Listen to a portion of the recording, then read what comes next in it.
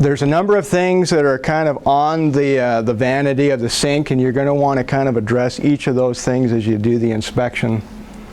You're going to want to see what's in the refrigerator to see if there's any food that might be used for the kids during snack time or whatever.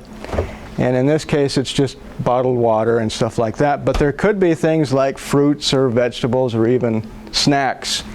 If there are, that'll be something that you want to ask your escort about, or the principal, to see what their procedures are for snacks and things like that in class, to see if they're actually preparing any foods in the classroom, like cutting things on the countertop and things like that.